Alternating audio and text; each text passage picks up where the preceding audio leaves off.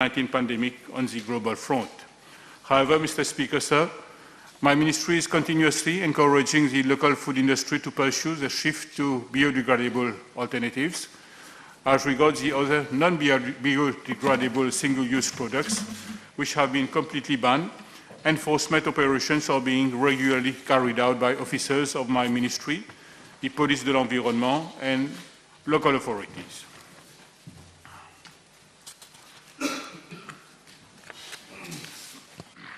Le ministre a parlé dans sa réponse que j'ai écoutée attentivement du unpreparedness dans la fabrication locale de certains produits. Le regulation dont on parle est la regulation numéro 156 du 15 juillet 2020 qui a été donc applicable au 15 janvier 2021 selon la réponse du ministre. Ce qui me frappe, Monsieur le Président, c'est que le marchand de Alouda ou le vendeur de Halim aux abords de notre Parlement n'a eu que 6 mois en plein confinement pour se mettre en conformité avec cette loi, alors que les puissants industriels bénéficient de 2 moratoires successifs d'une durée de 2 ans et demi pour se mettre en conformité. Puis-je demander au ministre comment il justifie ce que je considère être une injustice dans le traitement à 2 vitesses accordé aux petits commerçants et aux gros industriels? Monsieur le Président, je dois dire qu'avant l'entrée en vigueur des différentes regulations, il y a eu plusieurs pourparlers avec plusieurs opérateurs, les opérateurs, les importateurs, les fabricants. Et je dois dire que pour tous les autres articles qui ont été bannés depuis janvier 2021, nous n'avons reçu aucune représentation valeur du jour pour ces produits qui ont été bannés. Donc, comme je l'ai dit, Monsieur le Président, dans ma réponse principale, il y a 2 critères principaux qu'on considère lorsqu'on vient de l'avant avec une liste des produits à être bannés, les plastic products à être bannés. Cela concerne l'availability et l'affordability. C'est-à-dire qu'il existe des produits alternatifs et que ces produits alternatifs soient à un prix abordable. Et, Monsieur le Président, valeur du jour, les seuls produits qui n'ont pas été bannis jusqu'à présent, où il y a eu un moratoire additionnel, cela concerne principalement les dairy products. Avec votre permission, je vais répéter ma réponse. Dairy products such as yogurt, ice cream, custard tart, and other desserts, and also the packaging of fresh, pre-cooked food using the modified atmosphere packaging technique. La question, ce n'est pas une question de pratiquer une politique de 2 poids, 2 mesures, pratiquer qui que ce soit. L'essentiel pour nous, Monsieur le Président, c'est d'assurer une politique de non-compromission en ce qui concerne le plastique, mais quand même, il faut se rendre à l'évidence qu'il y a certains produits qui sont available sur le marché, certains produits qui ne sont pas available ou qui ne sont pas à un prix abordable. Ces nouveaux produits alternatifs biodégradables qui sont encouragés par la nouvelle loi ne sont valorisables que s'ils sont soumis à des conditions favorables à la biodégradation, la température, l'humidité, le taux d'oxygène, pour notamment pratiquer le compostage ou la fermentation. Si tous ces nouveaux produits qu'on a obligés aux marchands de Alouda ou de Halim d'acheter à plus cher finissent dans les mêmes poubelles, dans le même centre d'enfouissement à Marchicose, cette loi est inutile. Le ministre peut-il donc nous dire si les produits biodégradables concernés par cette loi sont collectés, triés et biodégradés? Si oui, quelle en est la quantité? Et sinon, pourquoi? Monsieur le Président, moi aussi j'aime beaucoup l'Alouda, j'aime beaucoup l'Halim. Et je peux vous dire que ces produits ne sont pas consommés dans les single-use plastics. Ce sont des bols en plastique. Ces bols en plastique qui peuvent être utilisés plusieurs dizaines de fois ne sont pas considérés comme des single-use plastiques. Donc, ce qui fait que ce sont des bols qui sont toujours utilisés par les marchands d'Alouda et des marchands d'Halim. Donc, Monsieur le Président, en ce qui concerne la quantité, le nombre qui ont été ramassés, qui ont été compostés, cela ne fait pas partie du main question, mais si l'honorable vient de l'avant avec un substantive question, c'est avec beaucoup de plaisir que je répondrai à la question, Monsieur le Président. Next question. B791. Mr. Speaker, sir, the contract for the construction of the new cancer hospital and the renovation of the existing building at Solferino was awarded to Swadeshi Civil Infrastructure Private Limited in October 2018 for a sum of 1,043,616 rupees. Mr. Speaker, sir, with regard to parts A and B of the question, the total contract value paid to the contractor as at 7th July 2022 amounts to around 888,041,141 rupees. The project is being funded under the Saudi Fund for Development through a loan agreement. Mr. Speaker, sir, in regard to part C of the question, I am informed that works in the renovated building were completed in October 2020. The renovated building has been operational since 23rd October 2020, providing chemotherapy sessions to some 100 patients daily with a 75-bedded inpatient facility. The infrastructural works of the new building have reached 97% and are expected to be completed by 15 September 2022. The new cancer hospital, equipped with high-end technical equipment, is expected to be operational in 2023. Can the Minister confirm whether there has been a geotechnical assessment carried out to the building of the new hospital? Mr. Speaker, sir, I don't have this information. I believe that before a contractor will start works with all the building permits, I'm sure that this license of the geotechnical aspect will be done, but as far as I don't have this information with me. During the week of 4th April 2022, officers of the Nuclear Medicine Department of your ministry, together with one from the EIA, carried out a site visit at the new Solferino Hospital.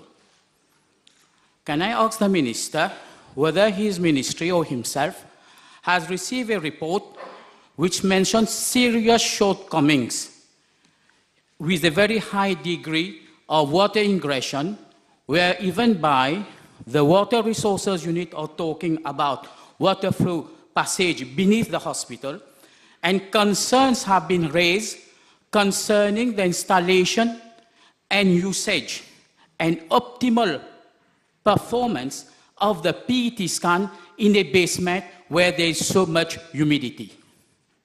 Mr. Speaker, sir, this is purely a technical aspect in the construction of an infrastructure.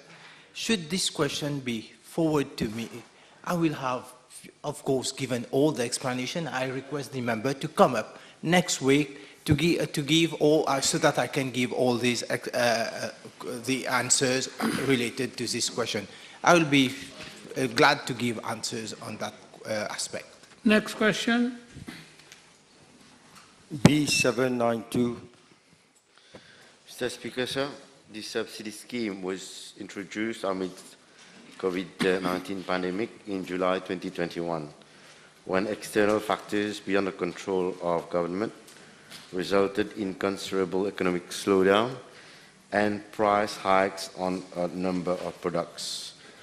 This government took a novel initiative and initially earmarked an envelope of 500 million rupees to subsidize 7 essential commodities of wide consumption by the population, so that some 371 different brands of these products be available to the people at the same price as that of January 2021. This subsidy scheme was a temporary measure for an initial period of 6 months, with the expectation that the market would stabilize. However, since then, external factors continued to influence global prices worldwide, and the government decided to extend the subsidy to 30th of June 2022 with an enlarged envelope of 1.35 billion rupees. Unfortunately, with the Russia-Ukraine war and global hikes in food prices, the international supply suffered substantially, market imbalances, and it is not foreseen that the situation would be back to normal soon. This is the reality of the global market today, which is faced by countries worldwide, including Mauritius, and people should not be shielded from that stark reality. Alternatively, measures have also been announced in the budget speech 2022-2023 to provide means to the public, particularly those who are most in need of same, to access their products. These includes, inter alia, a monthly income allowance of 1,000 rupees to those earning a gross income up to 57 rupees, decrease in income tax rate from 15% to 12.5% for those earning more than 53,846 rupees and up to 75,000 monthly, and those people earning between 25,000 to 53,846 monthly, and the income tax rate has been reduced to 10%. Subsidies to maintain prices and supply of essential commodities such as rice, flour, and cooking gas have been maintained. The retail price of sejul bread has been maintained at ₹2.60. Provision of 500 million rupees to SCC for it to supply essential products such as milk, edible oil, and pulses at a subsidized rate. Increase in the basic retirement pension for retirees, widows, invalid, and orphan by 1,000 and 2,000 are applicable. As such, it is not economically viable to continue to continue the subsidy mechanism. But, Mr. Speaker, sir, this government is not insensitive to the plight of the people and has ruled out an open market structure where products are determined by demand and supply. Immediately after the end of the subsidy mechanism, these 7 products, as well as 5 additional products, namely pasta, wheat cereal, infant food, baby, and adult diapers, have been placed under the price control with a reasonable markup in order to protect consumers from abusive prices. With the introduction of the maximum markup, the average retail prices of 7 essential products are expected to be 23% lower than their real market prices.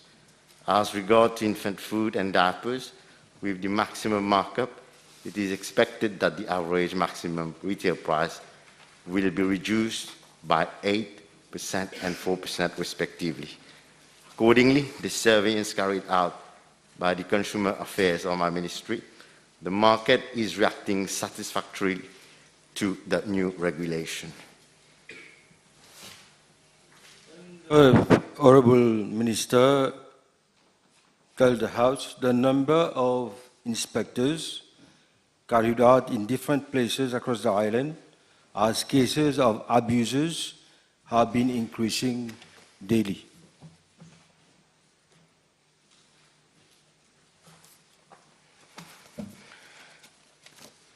Mr. Speaker, sir, I can assure the honourable member that there are regular visits that are being carried out across the island by officers of my ministry. I don't have the exact figure. That is the number of visits carried out to different retail premises, but I undertake to communicate same to the honourable member.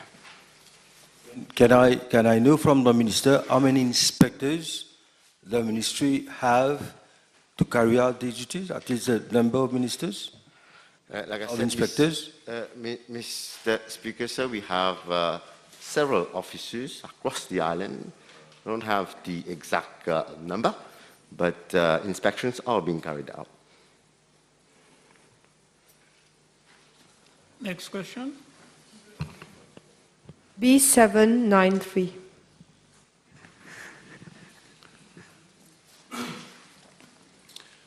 Mr. Speaker, sir, I am informed by the District Council of Pamplemousse that the opening of the new synthetic football pitch at Vallée des Paradis, Long Mountain, was delayed due to problem with the lighting system.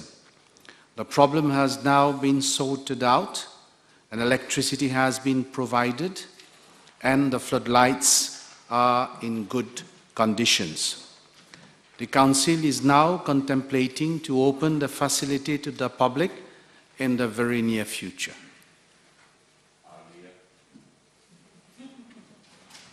Supplementary. Thank you, Mr. Speaker. Sir, can the Honourable Minister maybe request the District Council to add infrastructures for children as well before the opening of the football pitch? Thank you. Can I request my colleague to repeat the question? I did not follow. Would the District Council consider to include a children's playground next to the football pitch, maybe before the opening of the football pitch? Would the District Council consider this? I cannot reply, but I'll convey the message to the District Council. When I met the officers of the ministry, it was in regard to the opening of the facility, that is the football pitch. And I am also a member of the constituency where that football pitch is. My request was that they should open that facility in the very near future. Thank you. Next question. B794. Mr. Speaker, sir, I'm informed that the number of patients awaiting cataract surgery as at 30th June 2022 is as follows. 3,558 patients at Subramanian Bharati Eye Hospital and 449 patients at Suyak Hospital. I'm informed that there are 44 patients who are still awaiting cataract surgery prior to 2020, that is for 2 years because of medical problems. From 1st July 2020 to 30th July 2021, 886 patients are still awaiting for cataract surgery.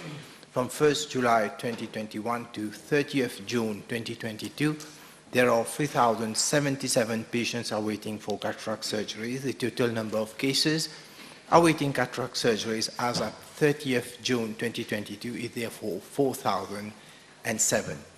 Mr. Speaker, sir, as regards cataract surgeries, I'm informed that 5,742 cases were performed in 2020 and 4,750 in 2021 despite the COVID-19 pandemic. Mr. Speaker, sir, the reason for an increase in the number of patients who are awaiting surgeries is because of the COVID-19 pandemic, where the bed capacity of Subramanian Bharati Hospital was reduced from 30 males and 30 females to 15 males and 15 females in order to comply with social distancing measures. Moreover, the pre-operative procedures became lengthy as thorough investigation had to be carried out, including PCR tests prior to surgery. This resulted in the admission of patients for up to 2 days prior to those surgeries. With the coming of rapid tests of COVID-19, up to 45 cataract surgeries are being performed on a daily basis. Thank you, Honourable Minister. Please allow me to congratulate you and thank you for the good services given at the Muka Eye Hospital. Can the Honourable Minister state the issues in regards to the traffic and parking situation, very difficult situation at Muka Eye Hospital? Is there any project on the parking and traffic issues? Mr. Speaker, sir, yes, I totally agree with you that we have parking issues at Muka Eye Hospital at present. That's why the Prime Minister has already announced the new project of Eye Hospital that is coming up shortly. The contract is already awarded to some company, and I believe in the next 2 years we are going to have a new project, a new eye hospital in the vicinity of Eben. Thank you, Speaker. Given that the number of cases will keep on increasing, can the Honourable Minister give detail to the House to explain how he plans to address this issue? Yes, Mr. Speaker, sir. Suyak Hospital has started carrying out cataract surgeries on a full-fledged basis. In addition, for the state-of-the-art equipment for cataracts and other ophthalmological surgery that have been donated by Rotary Club of Beaubassin-Rosil recently. These 4 equipment are endowed with cutting-edge technology and unable to carry out more surgeries. So extra sessions also will be carried out as well as to reduce the waiting list. Furthermore, the Ministry is also working out on modalities to enlist the services of private clinics through an expression of interest. So that's how we will be able to decrease the list of cataract surgeries.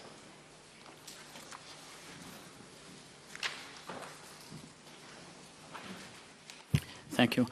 Can the Honourable Minister inform the House what is the average waiting time from diagnosis of cataract until and so forth patients are called for admissions for surgery?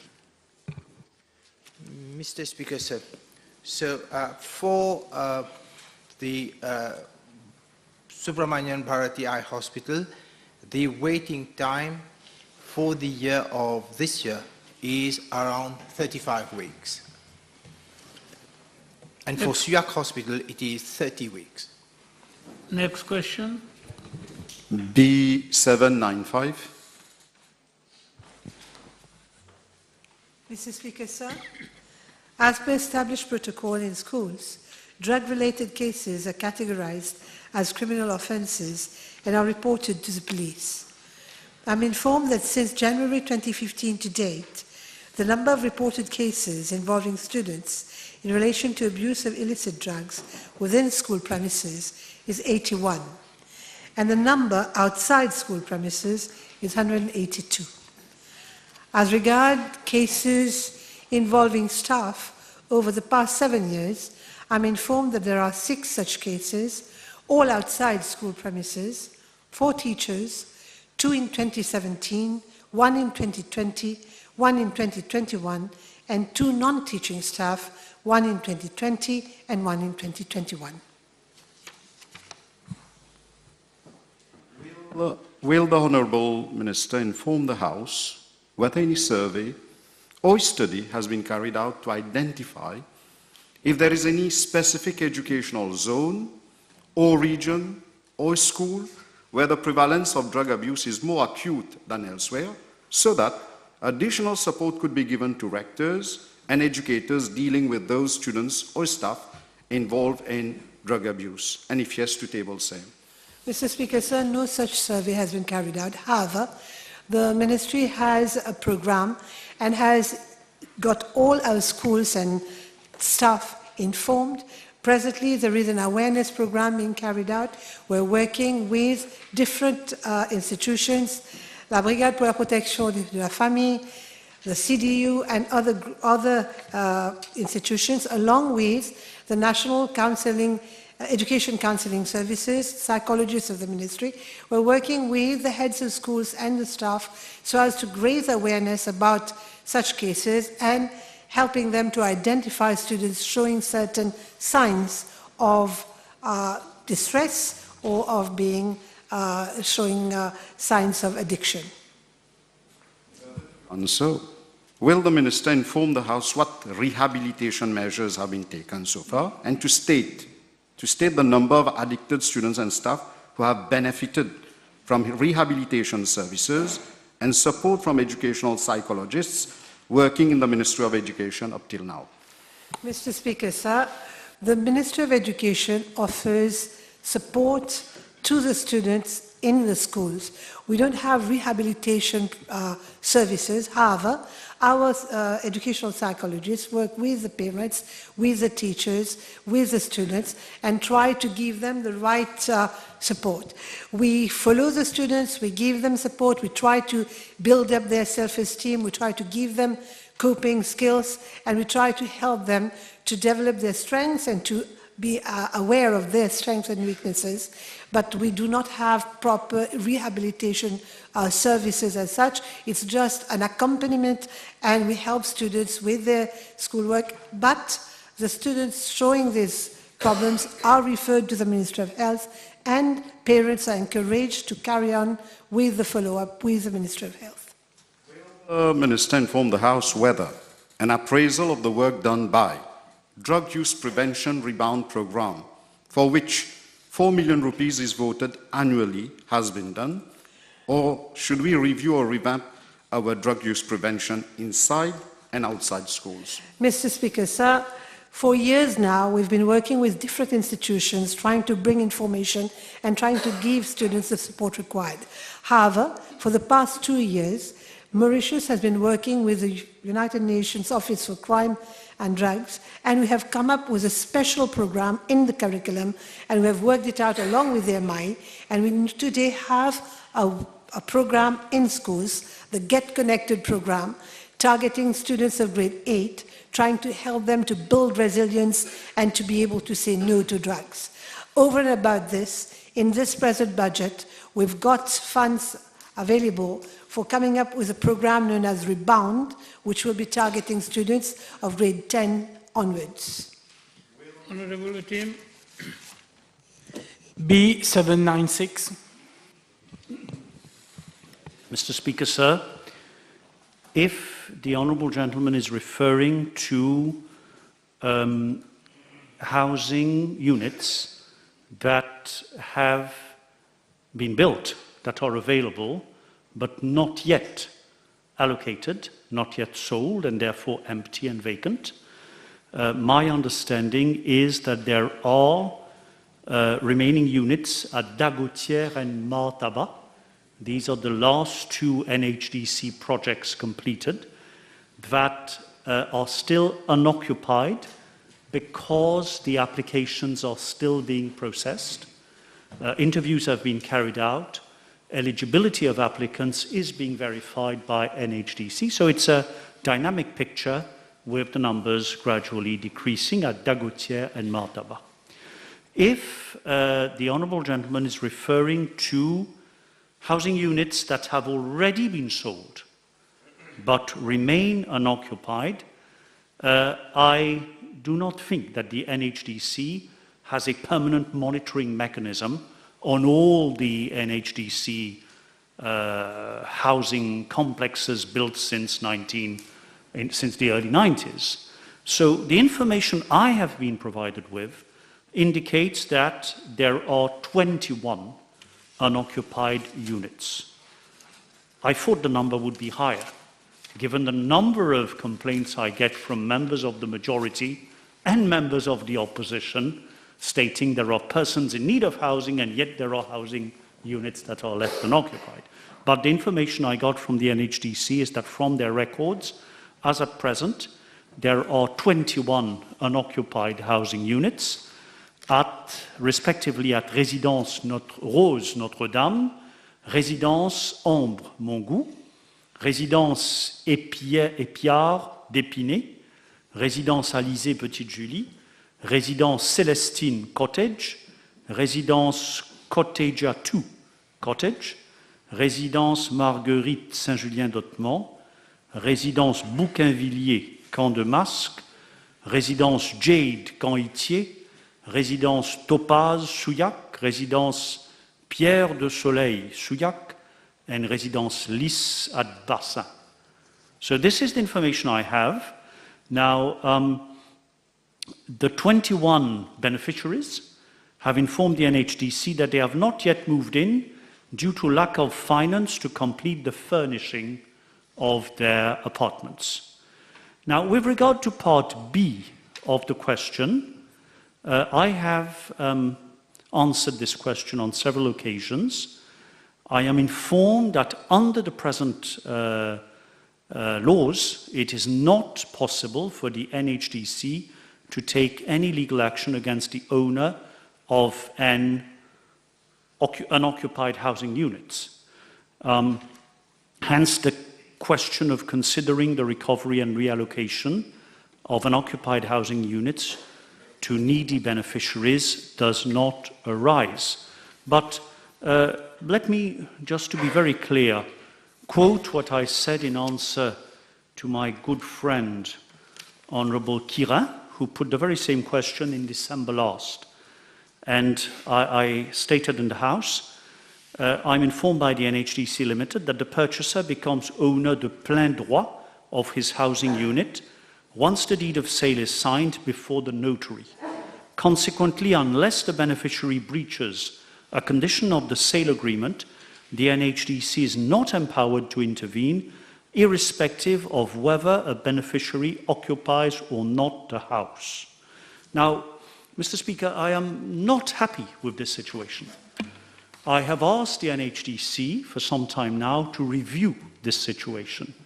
It is not morally right at a time when many persons are deprived of adequate housing, that persons who have bought a housing unit from the NHDC on the ground that they are eligible to housing unit because they have no proper housing should not occupy. I can understand that certain beneficiaries need to gather money to buy furniture. It might take a couple of months, but one would have expected them to move in and then gradually to furnish their apartment. So I have, as I said to Honourable Kirin in December last, requested and insisted that legal advice be sought anew. We are looking at all options. I am particularly interested in the Singaporean example, whereas the Honourable Gentleman knows some 80 to 85% of the housing stock is owned by the state, and they have inserted in the individual contracts a condition that because this is social housing, you cannot leave it unoccupied, you cannot rent it out after buying it, and you cannot sell it off within a very short period of time. So we are looking into it. I wish to assure the Honourable Gentleman. Thank you, Mr. Deputy Prime Minister. I see that you're very much aware of the problem. The Honourable Deputy Prime Minister is probably aware that as far back as 2017, 5 years ago, his predecessor, Mr. Sweden, had stated that State Law Office advice is being sought precisely to find ways as to how to recover these.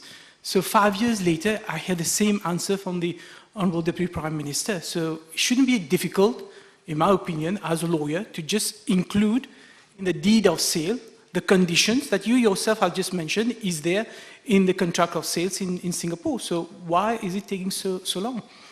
I share the Honourable Gentleman's frustration. In fact, the advice we have obtained up until now is in the negative, that it cannot be done under our Constitution that guarantees, as the Honourable Gentleman is well aware, the right to freely enjoy one's private property without any adverse interference from the state or any other party. However, I have not given up, and I can assure the Honourable Gentleman that I will try my utmost to see that the situation is changed.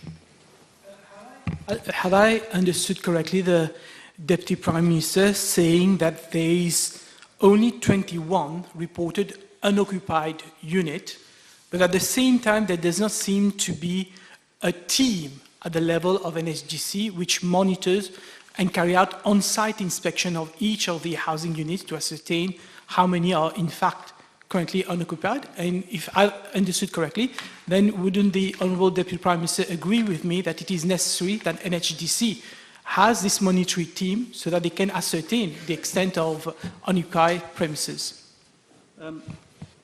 As the Honourable Gentleman is aware, we have a very large number of NHDC housing units, complexes spread all across the island.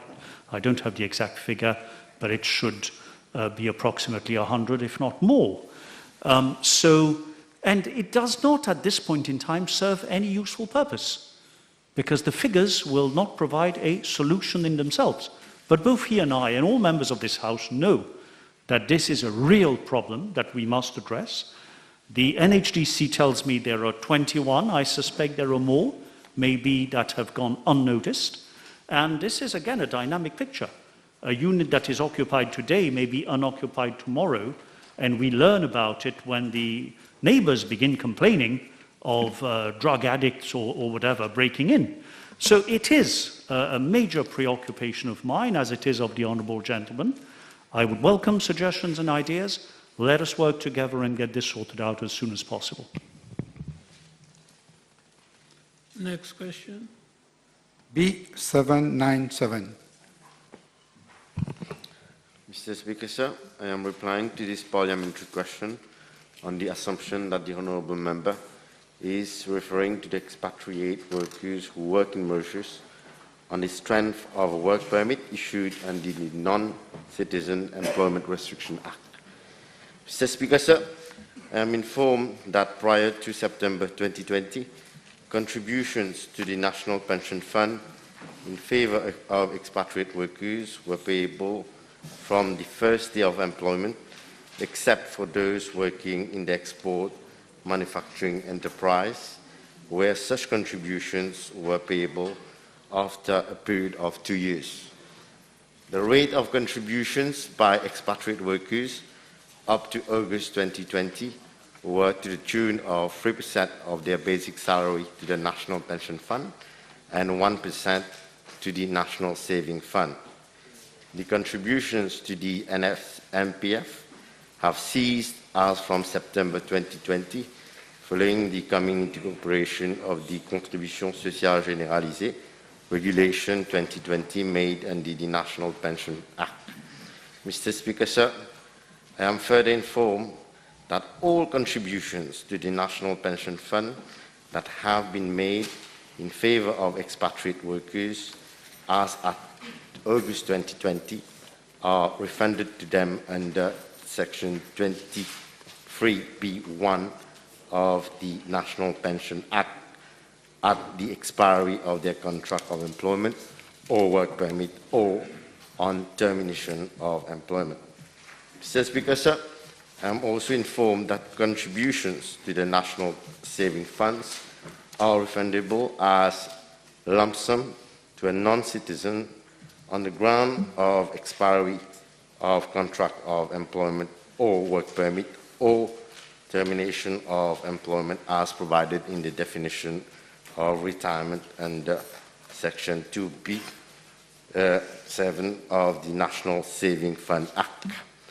However, on the basis of the existing legal provisions, an expatriate workers who have been refunded his MPF-NSF contributions and who has not come back to Mauritius for a new contract of employment is not eligible for the refund of his NSF-CSG contributions upon expiry of his contract of employment unless he attains the retirement age, that is 65 years. This is, however, considered to be an anomaly which needs to be addressed, especially as the expatriate workers are already abroad when they attain the retirement age. The matter is therefore receiving due consideration. Mr. Speaker, sir, the onus for the timely submission of application for refund of expatriate workers rests on the employees concerned. My ministry intervenes whenever expatriate workers are required to leave the country without being refunded.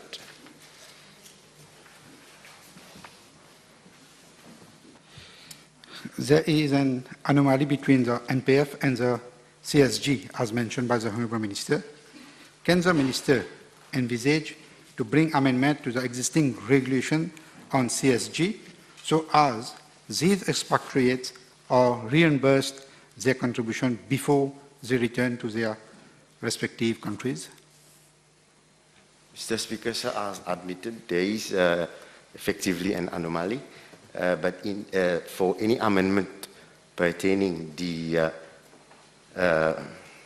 Act, it has to be done by the Ministry of Finance.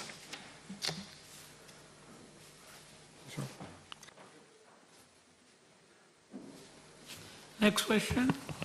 You have a question? May I ask the Honourable Minister when the regulations will be considered to amend for the refund of CHD, if consideration will be given for the deduction of the 1,000 rupees, which is going to be paid to them monthly? The 1,000 rupees, which was announced to be payable for those earning under 57 rupees, will also be payable to the expatriate workers. And as regard to the anomaly, representations will be made to the Ministry of Finance to that effect, and then a policy decision will have to be taken. Next question. B798. This question has been transferred. The question would be for Mrs. Fukyun Basha. B799. Mr. Speaker, sir, following the budget speech 2021-2022, my ministry had a series of consultative meetings with the Ministry of Finance, Economic Planning and Development, with banking institutions and with the Association of Private Clinics to define the modalities of the zero-interest loan scheme. Following this series of meetings, the Association of Private Clinics informed that 13 clinics, namely Sikea Downy, Les Marianne Wellness Clinic, Jyoti's Clinic, Shisti Shifa Clinic, La Clinique Mauritienne, Clinique Ferrière de Bonsecours, Healthscape Forbach Mauritius Clinic, Nouvelle Clinique du Bon Pasteur, Eagle Clinic, Eagle Oncocare Center Limited, MediSave Clinic, City Clinic, and Mueller Clinic have expressed their intention to sign the Memorandum of Understanding. Mr. Speaker, sir, as regards banking institution, the State Bank of Mauritius Limited and the MoBank Limited have agreed to participate in the zero-interest loan scheme.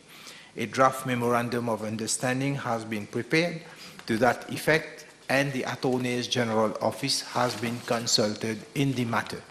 Mr. Speaker, sir, a meeting was held at the seat of the Ministry of Finance, Economic Planning and Development on 4th July 2022 to fine-tune the modalities relating to the zero-interest loan, given that this new scheme would require changes in the banking system software.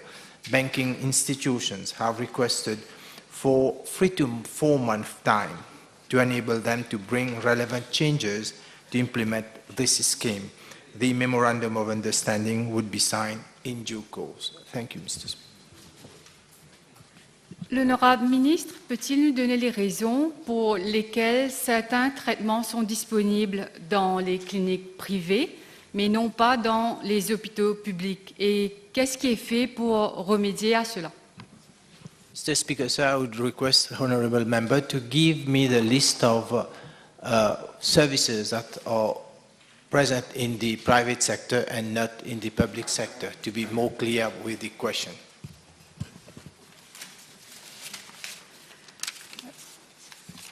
Si je comprends bien, ce scheme est pour les traitements qui ne sont pas disponibles dans les hôpitaux publics, mais seront disponibles dans les cliniques privées.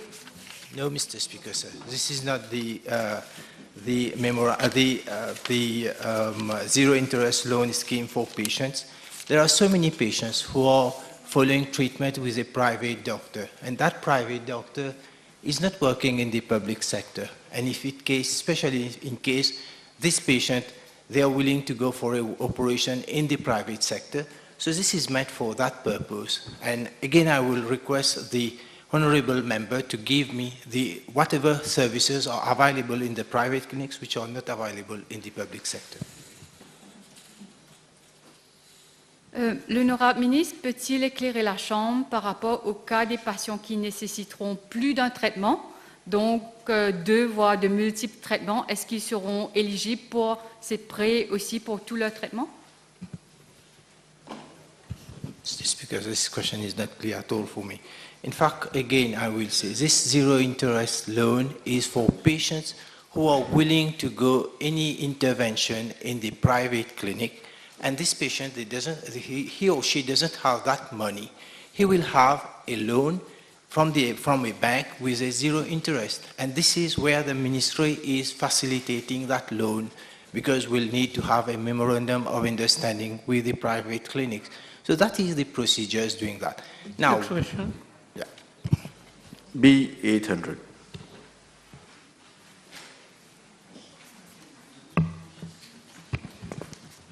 Mr. Speaker, sir, I am informed that investigations by the police and the Independent Commission against corruption are ongoing.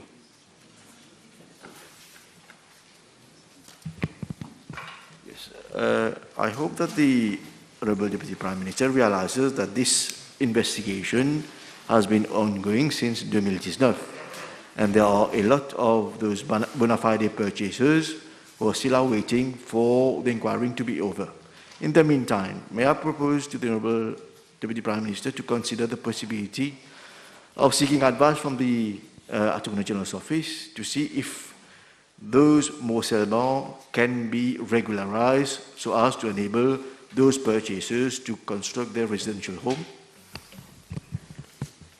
First of all, I understand the concern of the Honourable Gentleman that these investigations are taking very, very long indeed, and that this causes hardship, to say the least, for those concerned. So I have instructed my ministry to seek information from the police and ICAC afresh. We have done so on several occasions in the past, but to seek information again as to the status of those investigations.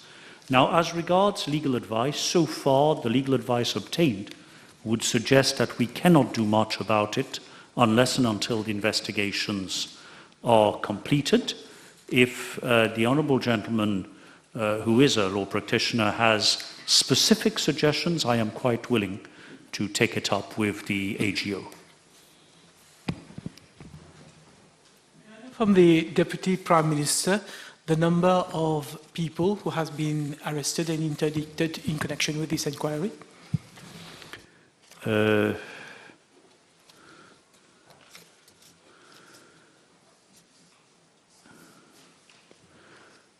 afraid I do not have the information at hand. If the Honourable Gentleman will bear with me. No, I would not want to delay matters. Maybe I can communicate the information directly to the Honourable Gentleman. Yes, can I ask the Deputy Prime Minister, l'ordre de grandeur de fake morcellement permits? How many fake morcellement permits are we talking about? In this case, we are referring to 37 suspected cases of morcellement permits. 207 concern lots that have already been sold but not yet developed. 118 lots that have not yet been sold, and 62 lots that have already been sold and developed.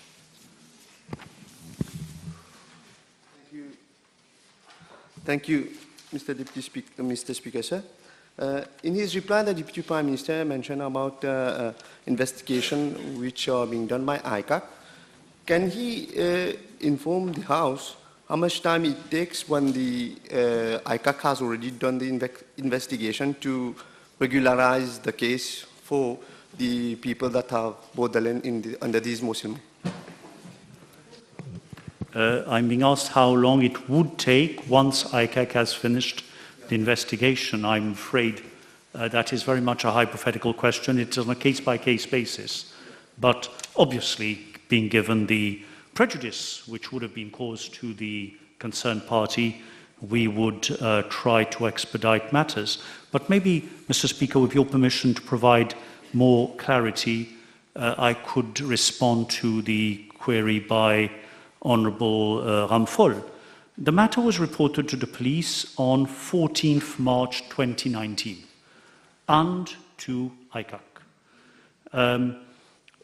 My ministry has requested an update from the police on 22nd April 2019, from ICAC on 2nd June 2020, from the police again on 10th February 2021, from ICAC on 15th February 2021, on 15th July 2021, both to ICAC and the police.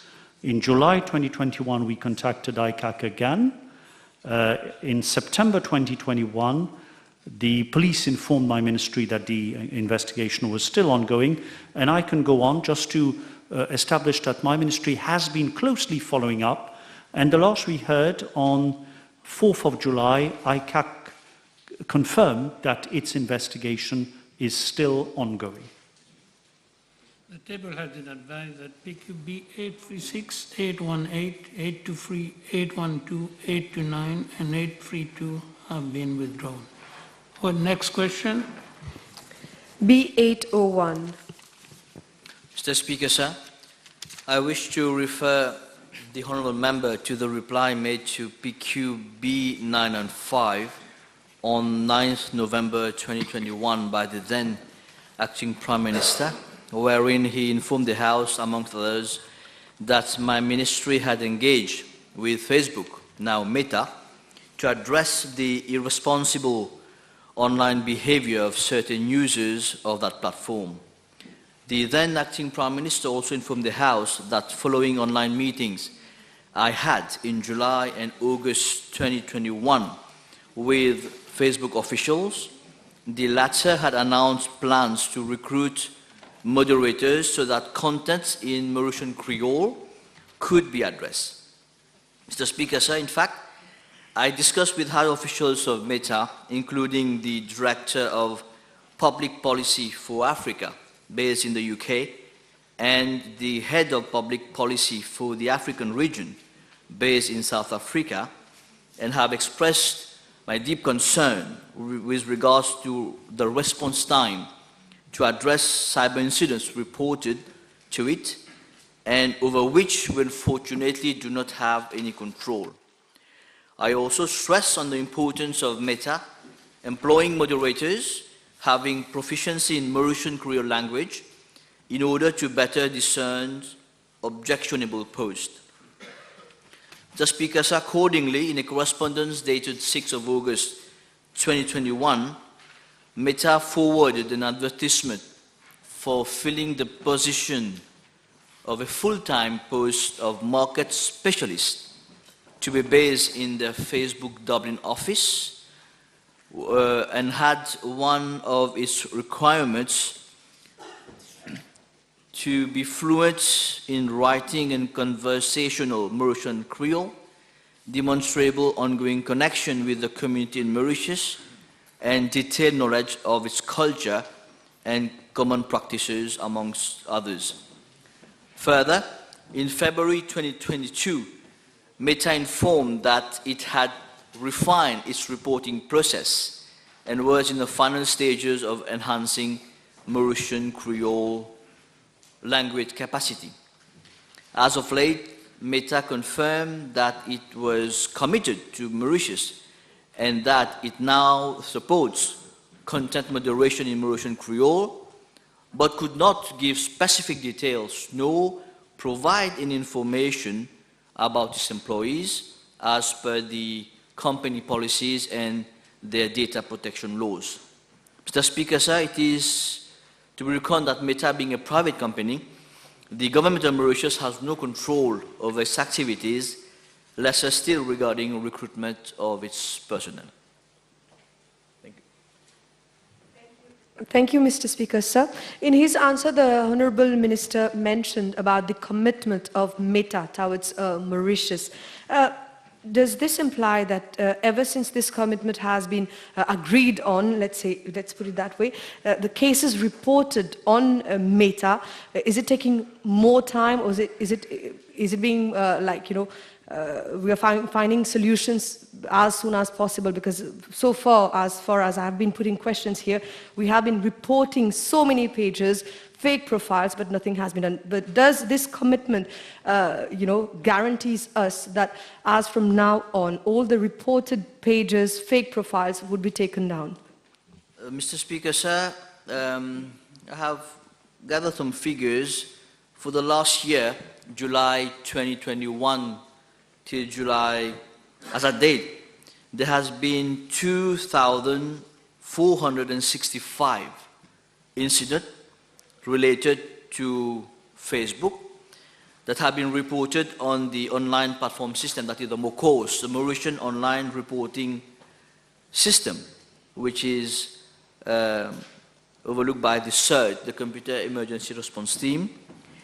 And those complaints and incidents have been reported and referred to Meta for action, out of which I'm being informed that 2,189 cases, that is nearly 90% of those cases reported, has been resolved, compared to June 2020 to June 2021, where only 10% were resolved. So it has indeed increased. It has indeed been worked out in a very correct manner, that as of now, things are moving quite fast compared to before. And I guess, Mr. Speaker, I can confirm that probably that there have been recruitment of Mauritian nationals, including diaspora, to look after these contents, and actions have been taken accordingly.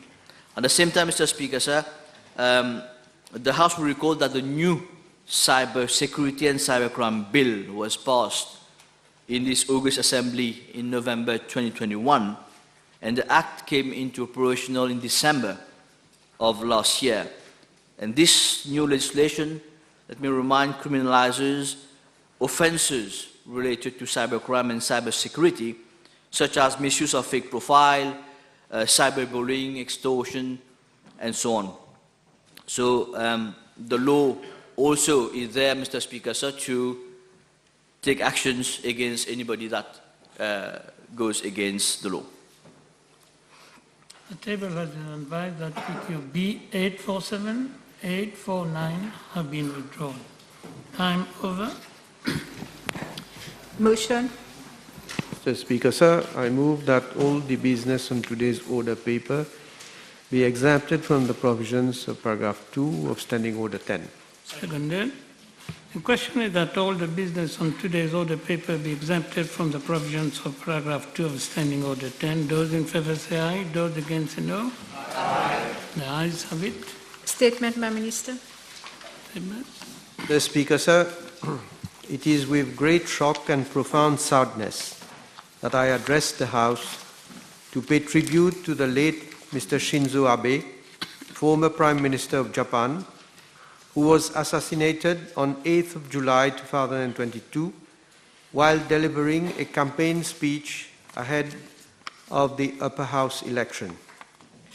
Mr. Shinzo Abe was a member of a prominent political family.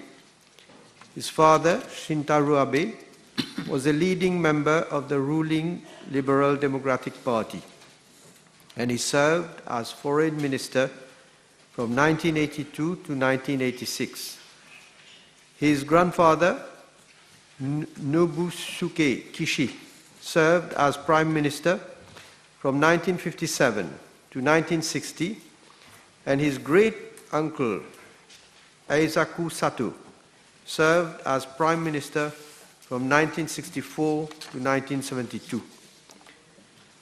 Mr. Abe was first elected as a member of parliament in 1993. In 2003, he was named Secretary General of the Liberal Democratic Party, and in 2006, he became the country's first Prime Minister to have been born after the Second World War and its youngest since the war. He was Japan's longest-serving Prime Minister, having been in office from 2006 to 2007 and from 2012 to 2020. Mr. Abe will be remembered for his visionary leadership and more particularly for his reform agenda to stimulate the ailing Japanese economy. In the context of international relations, Mr. Abe strengthened ties with various countries, including the United States and India in particular, and pursued a more assertive foreign policy.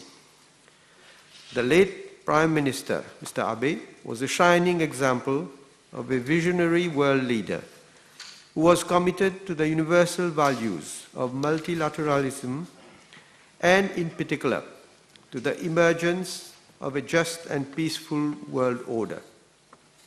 Indeed, he relentlessly pursued those noble ideals until his last breath. The enhancement of the relations between Africa and Japan also remained one of his priorities, and during his mandates, the Tokyo International Conference on African Development, TICAD, evolved into a major global forum, promoting international partnership and African development. In Africa, Mr. Abe will be remembered for such significant achievements. Mr. Speaker, sir, I would also like to pay tribute to late Mr. Abe for his unflinching support in taking the bilateral relations between Mauritius and Japan to new heights. It was under his leadership that Japan decided to establish a diplomatic representation in Mauritius in 2017. Japan has maintained a continuous support to the promotion of the welfare of the Mauritian people through the financing of projects in various areas. Our meeting in Yokohama during the TICAD summit in August 2019 was momentous and laid the foundations for an enduring cooperation between our two countries for the mutual benefit of our peoples. During this meeting, Mr. Abe expressed his interest to collaborate with Mauritius in new areas, including maritime security, and the government of Japan subsequently provided a grant of 100 million Mauritian rupees for the acquisition of 6 high-speed boats. Moreover, the government of Japan also provided assistance for the upgrading of meteorological equipment at the Troussert radar station for better resolution imagery. Our exchanges, I remember with sadness, were warm and touching. I have conveyed the condolences of the government and people of Mauritius to the government and the people of Japan and to the widow, Mrs. Akie Abe, and the family of late Mr. Abe. Thank you. The big bills for first reading. Mr. Speaker, sir, I move that the Immigration Bill number 12 of 2022 be read a first time. Seconded. Mr. Speaker, sir, I move that the Mauritius Food Standards Agency Bill number 13 of 2022 be read a first time. Seconded. A big bill second reading. Honorable Minister Bola. Mr. Speaker, sir, I move that the Academy of Design and Innovation Bill number 11 of 2022 be read a second time. Mr. Speaker, sir, I am extremely honored today to present to the House the Academy of Design and Innovation Bill, which will bring design to new pedestals. This bill provides for the establishment of an Academy of Design and Innovation, which will take over the functions and powers of the existing Fashion and Design Institute. Consequently, the Fashion and Design Institute Act of 2008 will be repealed. I have deemed it important to introduce this new piece of legislation to better respond to emerging global permutations in the design field. This new bill will address recurring challenges by providing for an adequate supply of a new generation of highly skilled, technologically savvy and versatile labor force in the country. Indeed, we are paving the way for a renaissance in multi-sectoral design fields. The proposed Academy of Design and Innovation will spearhead excellence in several design fields and will provide a new boost to the creative industry in fields such as graphic and multimedia, built-in and architecture, arts and crafts, as well as jewelry. Greater exposure to multi-sectoral designs will be conferred upon the whole gamut of the design sector and will counter the common understanding restricted to fashion and design only. Mr. Speaker, sir, it is to be reckoned that the establishment of the existing Fashion and Design Institute, that is FDI, was one of the recommendations made by a former UNDP consultant, namely Professor Edward Newton, in 2008. He advised that training programs should be provided in the fashion and design field with a view to responding to industry needs. Consequently, the FDI became fully operational in 2009 with the merger of the School of Design of the then Industrial and Vocational Training Board, IVTB, the Department of Textile Technology of the University of Mauritius, and the Textile and Apparel Development Center of the then Enterprise Mauritius. The FDI is currently responsible for the conduct of academic, professional, vocational, and training programs, as well as short courses in the field of fashion and design. The FDI has, since its creation, acquired a wide experience of more than a decade in providing training in the fashion and design field, and it is striving hard to become a reference in the field of creativity and design in Mauritius. The Institute has currently in place 4 faculties, namely Art and Design, Fashion, Media and Communication, and Built-in Environment. The Institute offers 13 programs related to fashion and textile, graphic and multimedia, interior design, media, and jewelry, manufacturing and design at certificate, diploma, and undergraduate levels. Members of the House would recall that in 2017, the responsibility of providing skills in the jewelry sector was entrusted to the FDI through the budget 2017-2018, whereby the Jewelry Center from the Mauritius Institute of Training and Development, MITD, was transferred to the Institute. This policy measure eventually led to the setting up of the Faculty of Jewelry Manufacturing and Design in 2019.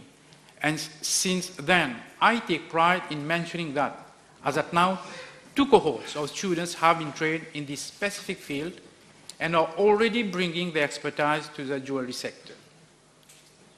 The Institute has also been active in providing short courses to cater for continuous professional development, as well as increased employability of youngsters. In fact, during the past academic year, the Institute introduced new short courses targeting unemployed youth in photomedia and advertising design, jewelry design and manufacturing, creating artifacts using upcycling materials and natural fibers, and craft design and techniques in collaboration with the Human Resource and Development Council, HRDC. During the same year, the Fashion and Design Institute and the Civil Service College collaborated in developing 2 online courses relating to history of printmaking, printing, and fundamental of design. Mr. Speaker, sir, the institutional experience and knowledge acquired by the FDI during these past few years have enabled the Institute to win international accolades. During the Salon International du Textile Africain, CITA, held in Djibouti, November last year, the Fashion and Design Institute excelled by winning the prize of Best Stylist 2021 out of 22 participating African countries. Furthermore, in March 2022, the Fashion and Design Institute organized its first fashion show in the Middle East in the margin of the Dubai Expo 2020. This show, I must say, was a resounding success and was attended by dignitaries from UAE as well as high-profile fashion designers in the Gulf region. Still in Dubai, the Institute successfully organized in March 2022 an international conference on sustainable and innovative design, regrouping international designers from countries such as Switzerland, Ukraine, Pakistan, and Italy to share experiences in the field of design, innovation, and sustainability. Mr. Speaker, sir, I wish to inform the House that the FDI has been pursuing a policy of promoting international networking.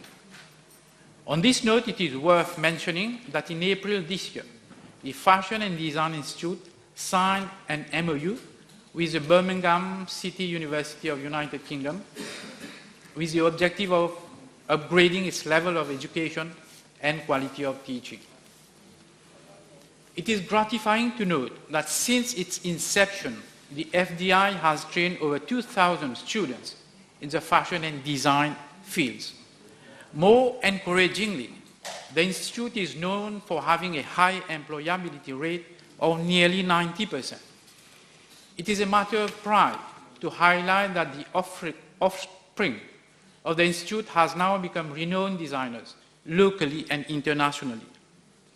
The former students have either set up their own enterprises or occupy senior positions in reputed textile and clothing firms. Mr. Speaker, sir, despite these eloquent achievements, I must confess that the functions of the FDI are no longer attuned to the present and future needs of the economy.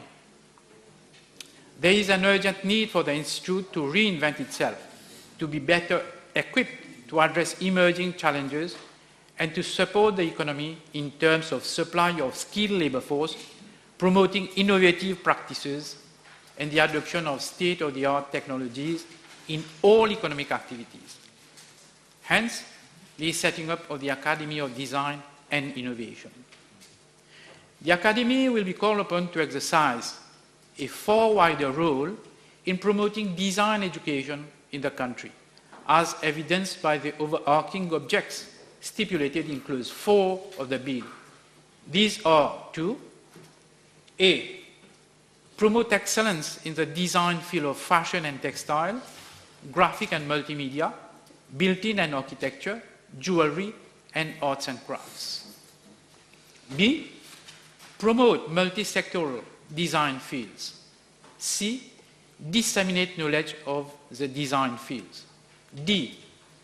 Develop a multidisciplinary approach in carrying out research and training in the design fields with a view to ensuring a better coordination of the interests of multi-sectors. E. Provide educational, research, consultancy, and training facilities and services in the design fields. F. Promote with regard to the design fields the development of incubators and entrepreneurs. And G. Promote innovation in the design fields.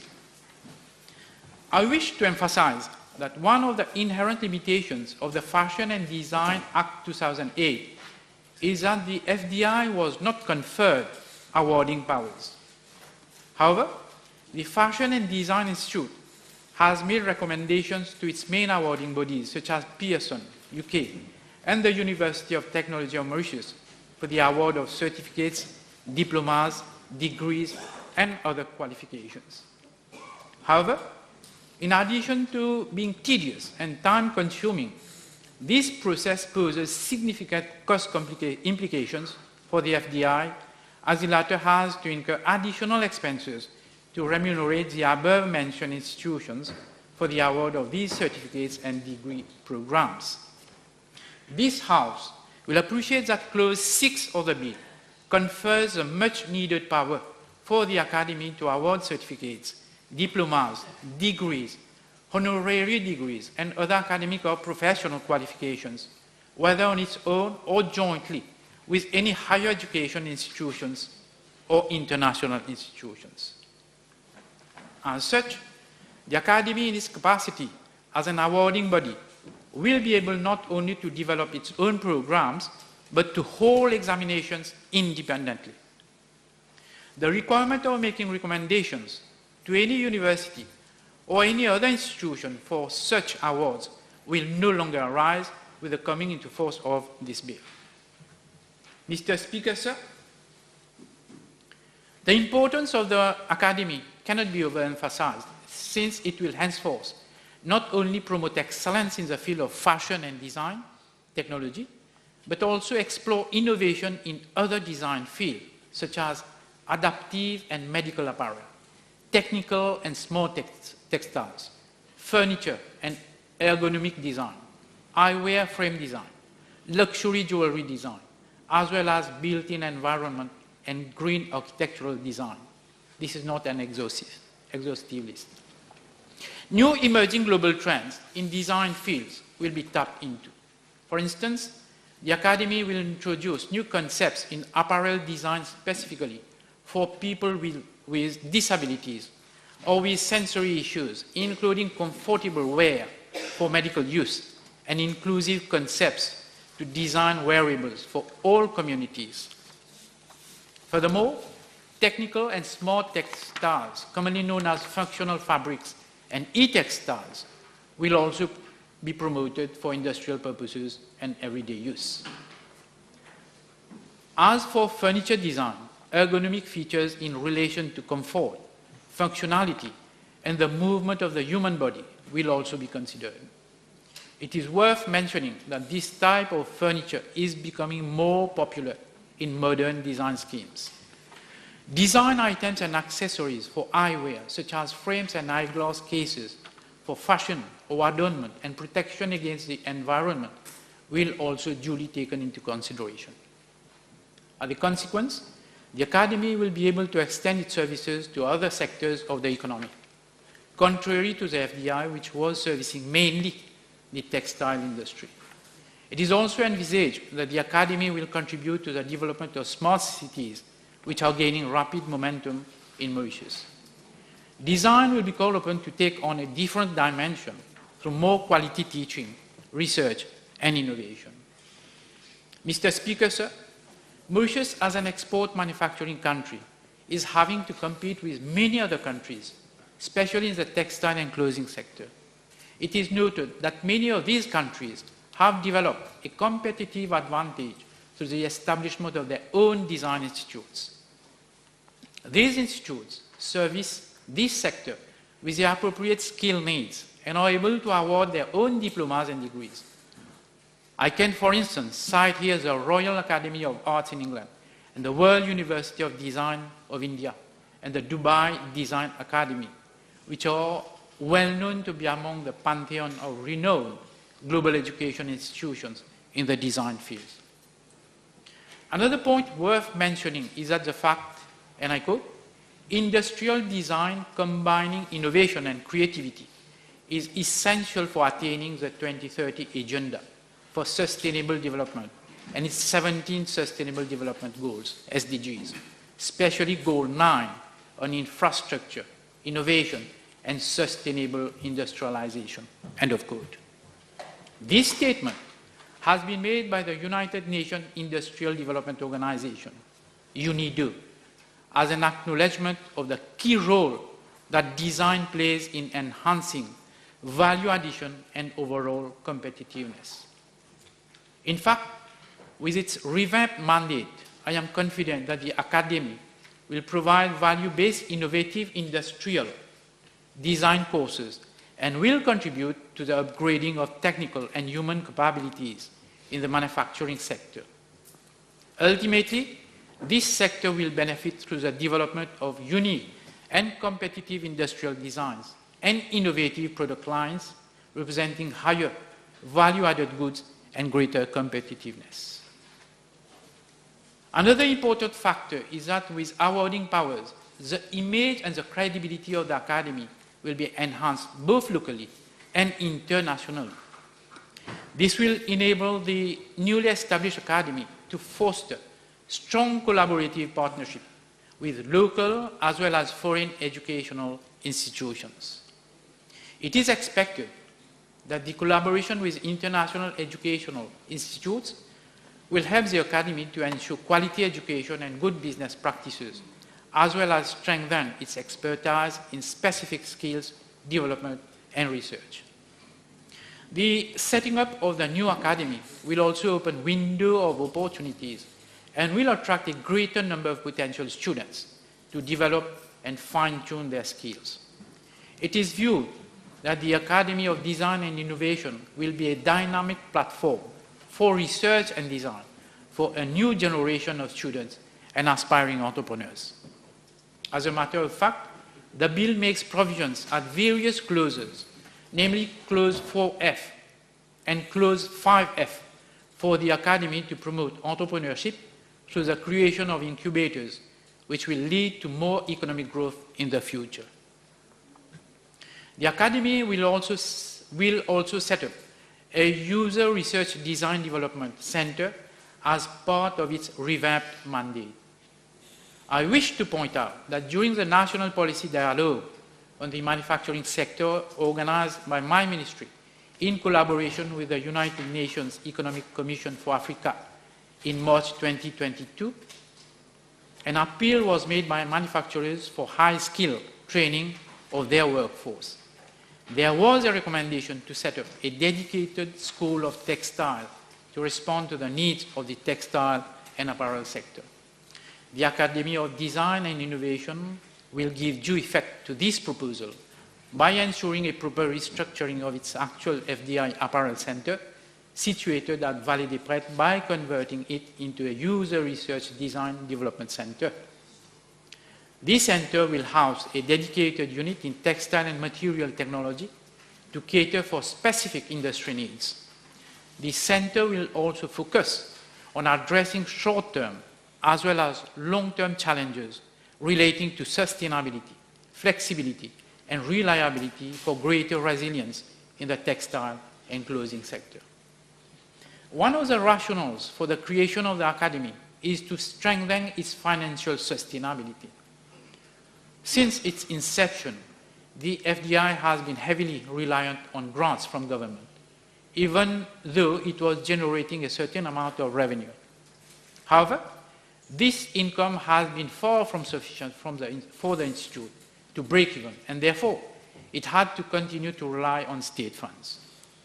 This new bill will empower the Academy to be more financially independent, especially with regards to its recurrent expenses. In fact, the new Academy ambitions to increase the current student population from about 350 to some 1,500 students per year, by year 2026, including international students. This increase of student enrollment, coupled with additional consultancy services to be offered by the Academy, will lead to greater income generation for the Academy. Mr. Speaker, sir, the need to promote services in the manufacturing sector is one of the reasons that has inspired us to come up with an Academy with a revamped and more elaborate mandate. Indeed, in the global commodity chain, research and development, R&D, design and packaging represent important components in the manufacturing process. As a matter of fact, the 5-year strategic plan of my ministry, namely the Industrial Policy and Strategic Plan, IPSP, 2020-2025, has emphasized the importance of upgrading value chains through process upgrading, product development and product design, and use of latest technologies associated with Industry 4.0. Indeed, In the long term, the manufacturing sector has to shift to a more capital and technology-intensive model based on Industry 4.0 technologies. Allow me to cite some examples where R&D design and packaging could contribute to transform our manufacturing landscape. Mauritius has over 50 years of experience in the manufacturing of textile and clothing. The exports of this sector, which hover around 20 billion rupees, represent 48% of exports within the export-oriented enterprises sector. Many textile enterprises have become global players, exporting to prestigious brands such as Abercrombie & Fitch, Marks & Spencer, Tommy Hilfiger, Woolworth, Asos, Armani, and Calvin Klein. Such a performance of the textile sector has been made possible with the maturity acquired by operators in the R&D and design, amongst others. This sector is certainly poised to grow further, calling for more advanced techniques in R&D and design, and such a strategic requirement will be fulfilled by the new academy through the provision of new courses, training programs, and consultancy services. The jewelry sector is yet another important pillar of the manufacturing sector, driven by enterprises already working with international brands such as Tiffany, Leo Schuster, and Swarovski. The jewelry sector is the third largest subsector within the export-oriented enterprises, with an export value of 3.8 billion rupees in 2021. This sector has to achieve its next lap of development through upgrading and modernization of its production processes. It is viewed that the Academy will have a positive impact on this subsector through the supply of a technically qualified labor force that has long been undermining its growth potential. As indicated earlier, packaging constitutes a critical stage in the manufacturing value chain. Mauritius has the potential to offer services in packaging design locally as well as within the region. I have no doubt that the Academy of Design and Innovation will leave a significant imprint on the packaging industry, given the success of many past students of the FDI in the graphic field. Mr. Speaker, sir, it is also important that I shed some light on the capacity of the Academy of Design and Innovation to become an awarding body. I wish to mention that the new governance structure proposed in the bill, together with the maturity acquired by the FDI over the past decades, constitute the essential ingredients for the Academy to become a recognized awarding body.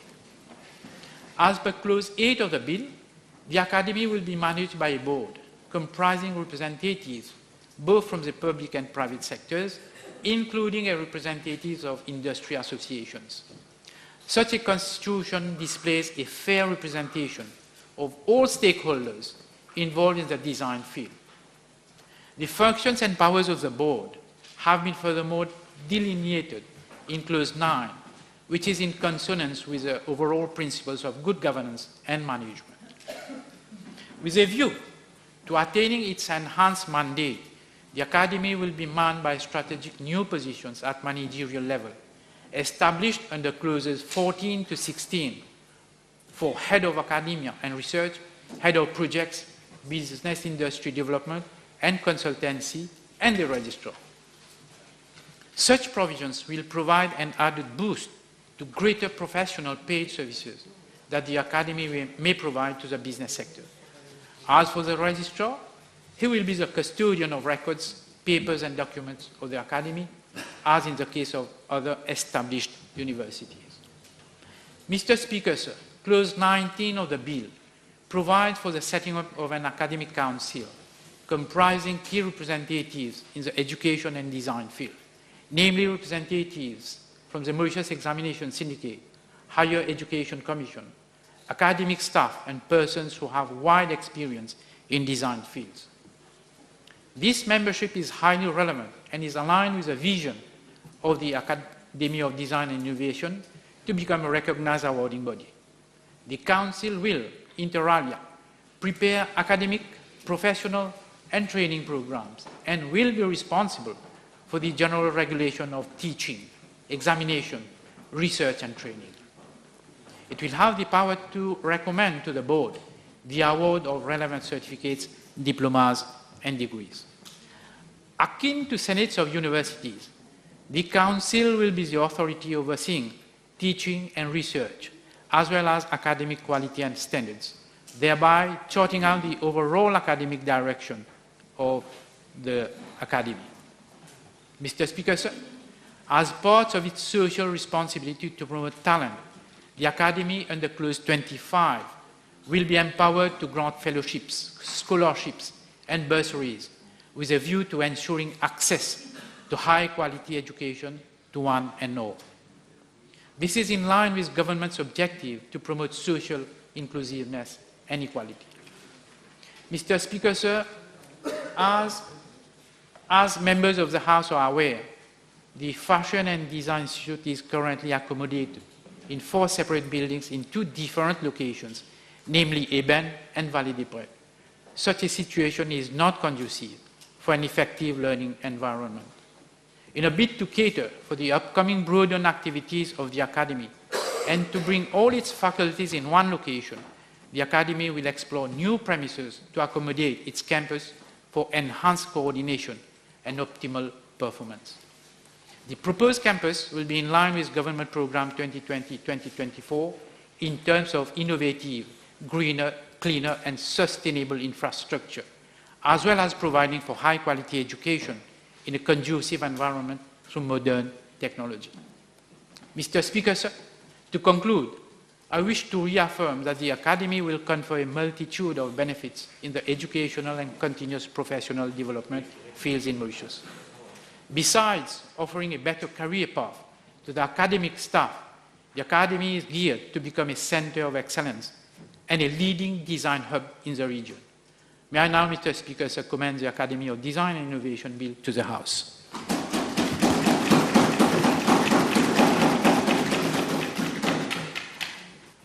Thank you very much, Mr. Speaker. I don't intend to pick a quarrel with the Honorable Minister of Industrial Development, SME and Cooperative, but there are some issues which need to be highlighted. I am glad when he made his concluding remarks, stated very clearly that there's a rallying call to set up a new campus and to bring under one roof all those dispersed institutions. Mr. Speaker, what's in a name? The Minister may argue that 12 sections of the Principal Act, the Fashion and Design Institute, were amended on the 3rd of May 2013, and a new Section 17 was inserted with schedule added to the Principal Act. The Minister rightly pointed out that the Fashion and Design Institute has traveled a long way and to a large extent has delivered. The output and outcome has been good. Now, the purpose of introducing this new legislation has to meet, and I hope that the Minister will walk the talk, and as we say, the proof of the pudding is always in the eating. And I hope so. Now, there is no need to talk of changing the appellation if delivery would not be excellent. And I sincerely hope that all those working in the sector will live up to the expectation and will level up. Because when we look at the explanatory memorandum, I don't think that it justifies the change of appellation simply because of the growing, fast-growing technology in the design field. Now, to me, if the objects are not met, the change in the denomination from Institute of Fashion and Design to Academy of Design and Innovation will simply remain a buzzword. You know, at the beginning, in the good old days, what was the buzzword that was conveyed? Systems, then cluster, paradigm shift, right mindset, out of the box. Now it is innovation and state of technology. In the meantime, Minister, the base is eroding and the circle of courses is being widened without a need analysis. And I would have expected the Minister to say that there had been a need analysis. Now, you may recall, Minister, after an amendment brought to the Institute of Fashion and Design in May 2030 to date, the ministry has not deemed it fit to enlist the expertise of a consultant like McKinsey to make an evaluation and turn the school as a center of repute, a bedrock for design field. You know, I'm sure you've been informed, Minister, that courses are being run in schoolyards. Now, I bow to the commitment of the staff, especially to the good acumen of the teaching staff, but they cannot be expected to have an effortless sense of commitment if, as trainers, their skills are not updated. And who's going to train the trainers? The workplace, you, to some extent, you have conveyed the message that it is not conducive either for the students or for the staff. And the institute is being run down and lacks necessary infrastructure when there's rallying call to embed, of course, artificial intelligence into business models. I grant you, we're miles away from artificial intelligence. Unfortunately, we are being overtaken by our competitors. Computer-aided design is the software norm to boost productivity, and I'm sure the students are learning, or if not, they need to learn the basics and be given the opportunity to use it in their respective fields. Mr. Speaker, where is our fashion industry? What support is being extended to designers to hold a fashion show? And as to artists and craft designers, they're desperate because they have nowhere to exhibit their artistic work. I attended an exhibition by young artists on Sunday in Cupid, and the place was leased to them by a firm at a concessionary rate. But it's not always easy for them to find a place where they can exhibit their products. 4B in the Academy of Design and Innovation Bill makes provision to promote multi-sectoral design. Let's wait and see, and I hope that the Minister will live up to the expectation of those of the students and the teaching and non-teaching staff. Now, as I've stated earlier, I don't intend to pick a quarrel with the Minister. He's a good man. I've known him since a very long time, over the establishment of the Academy of Design and Innovation, which, of course, will take over the powers and functions of the Institute of Fashion and Design. But I'm the first to say that we have to stay ahead of the curve, add value to our products, constantly reinvent our brands, new paradigm and right mindset, think big, and give the young the freedom to be creative and innovative. Break the vicious psychosocial circle. The Academy has to have an artistic and creative culture. Like all of us, we are strong proponents of cutting-edge policy, but relevant issues have to be addressed, like production room, dignified of the name with the state-of-the-art technology, good tutorial rooms, training with the best, like the Institute of Marangoni of Milan or St. Martin School of Fashion and Design. The Minister did mention that there has been a tying up with one of the institutions in Birmingham. But we need to get the best lecturers to deliver lectures and work in close collaboration with the dedicated staff. Technology brings the best lecturers in the lecture theater and practical teachers in the production room at the touch of the button. Clause 5G spells it out, but since 2015, the Institute has to expedite, walk brisker, walk the talk, brisker than Johnny Walker without the cane, Minister. And you can make it happen. You can do it, Mr. Minister, as long as you stay away from the hot stove of the dirty kitchen. And that's a tall order, but I expect you to do it, Minister. Now let me come to the award of degrees and diploma. Certificates call for clarity and certainty. The object is to level up.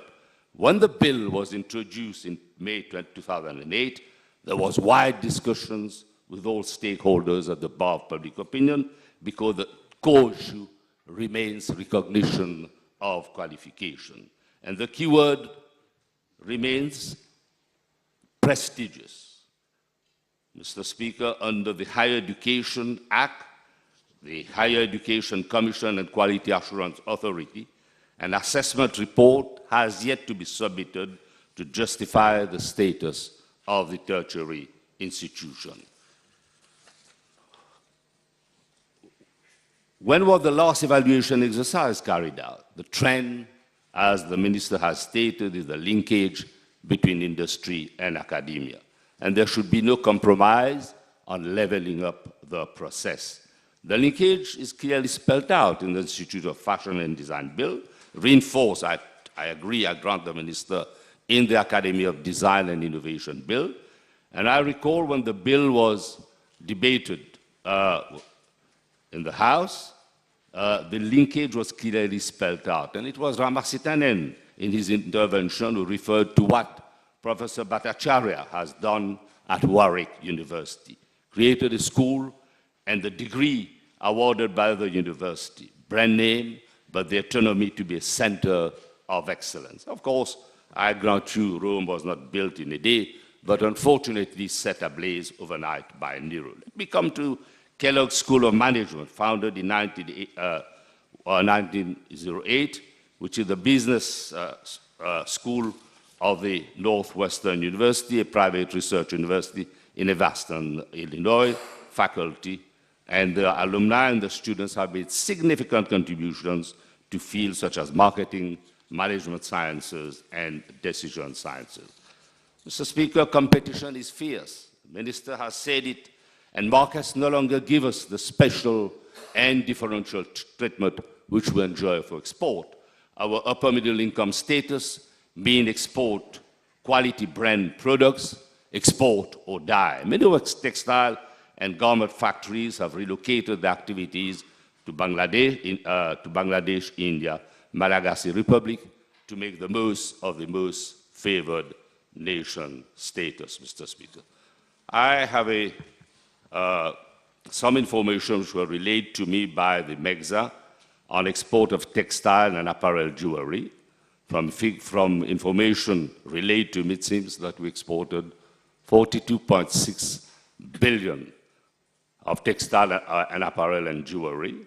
That the sector textile and apparel employed 22,091 persons, and jewelry, watch, pearls, and precious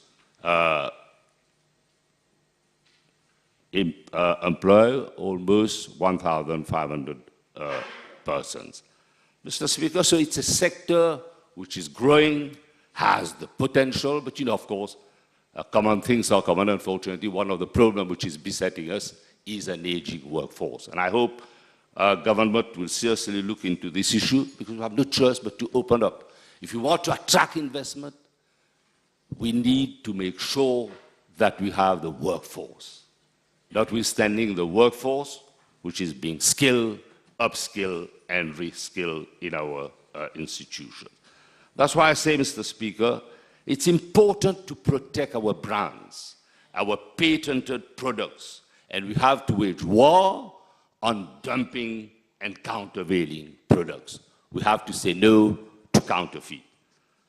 Design and innovation of textile and garment, jewelry, arts and craft is the outcome of creative mind. As we say, catch them young, and school curriculum needs to be widened.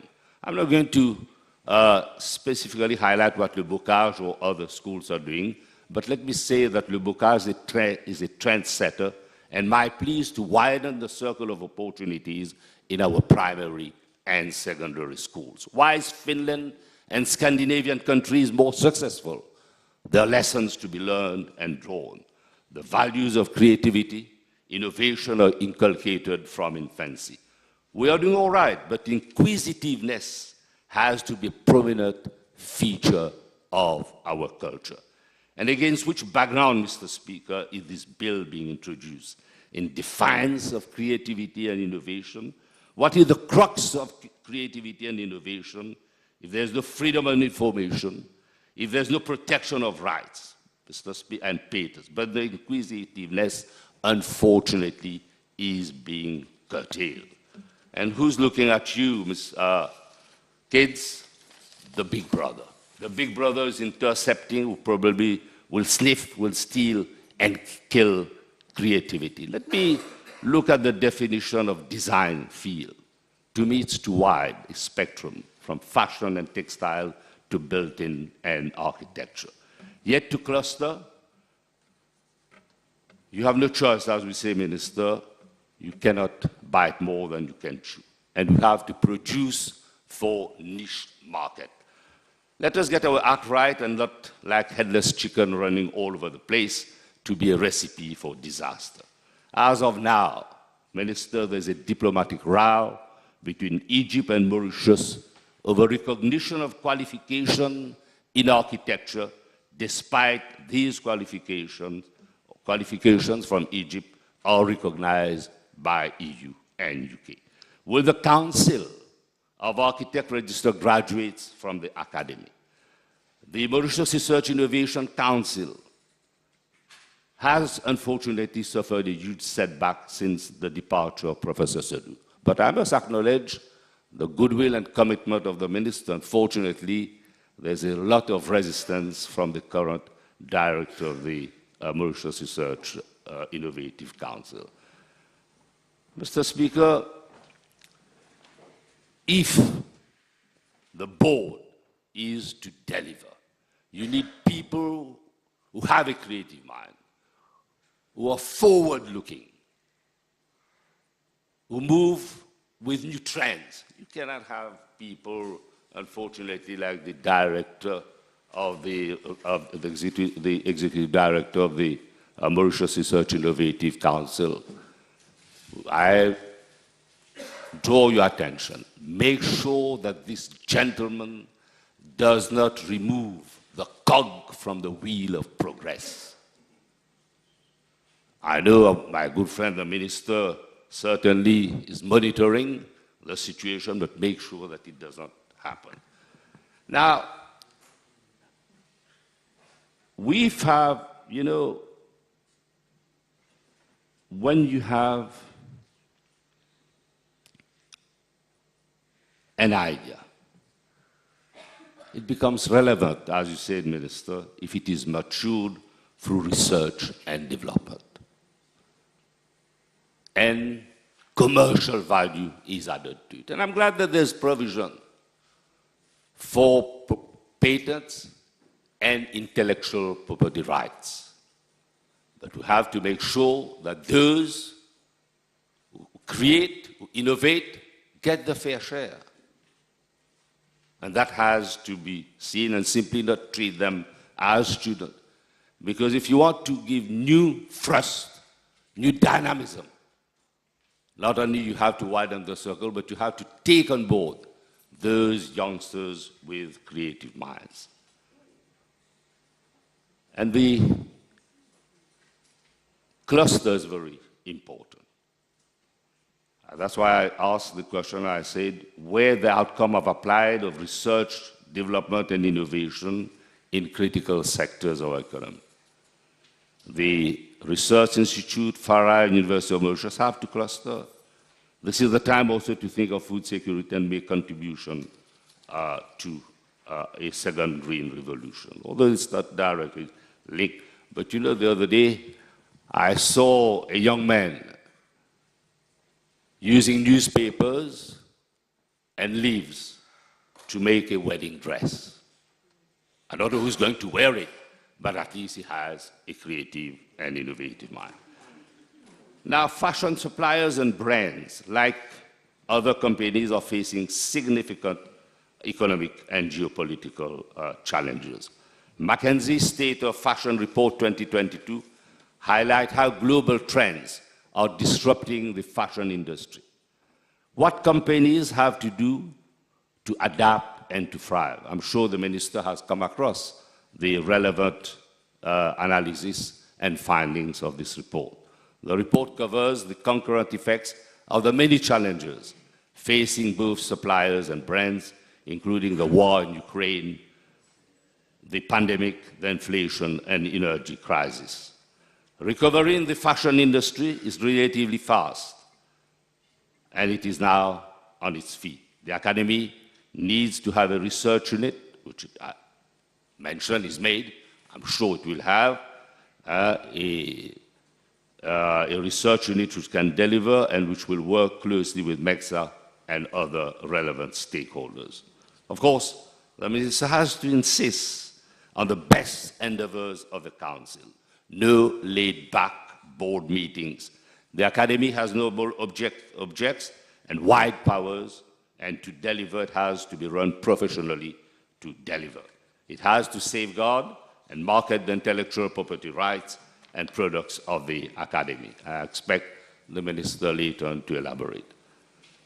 Minister, let me come to allocation of resources and budget to all research coordinators. These allocations have to be fair.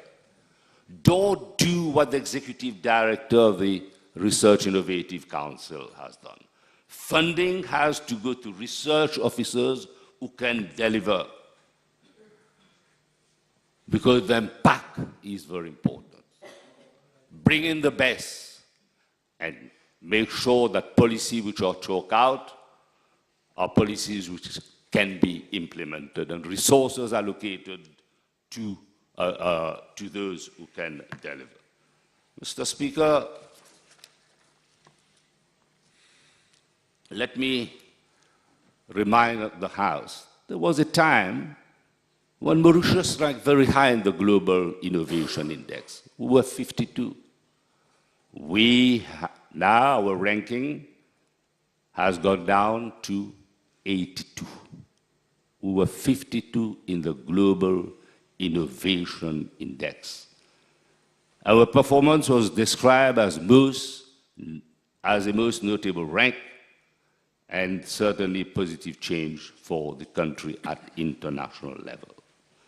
But those who have the potential to raise the profile should not be wiped out.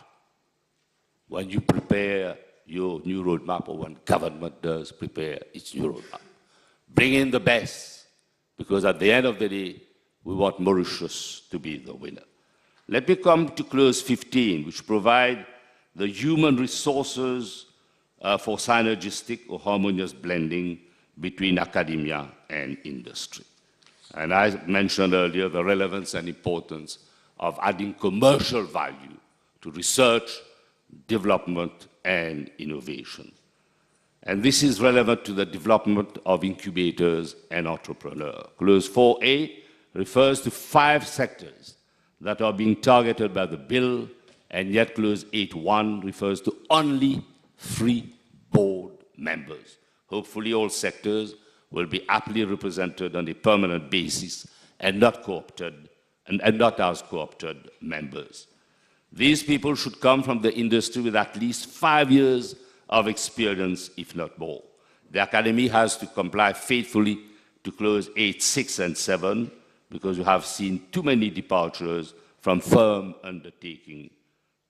And this is a fallacy, whatever is spelled out in the legislation. Unfortunately, I'm not talking of the legislation which you brought to the House, but sometimes there's no compliance and there's departure from undertaking given. Let me give one particular, cite one particular case. The independent police,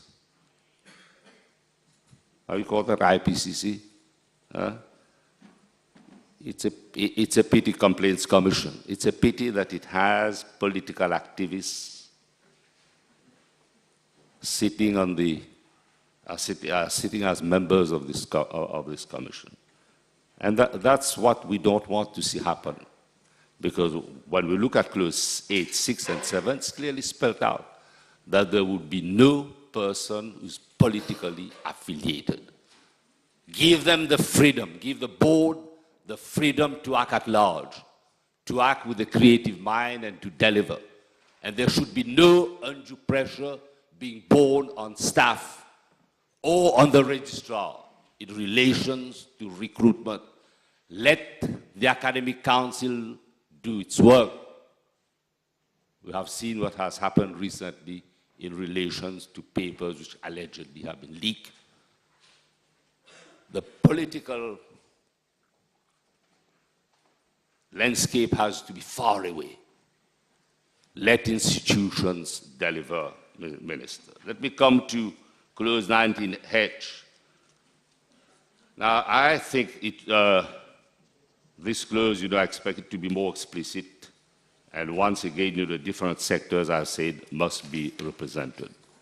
Now, any provision regarding work and training placement in the industry, I expect the Minister to highlight this pertinent issue in his summing up, because much has been said on the nexus between industry and academia, but I have heard nothing in relation to or regarding work and training placement.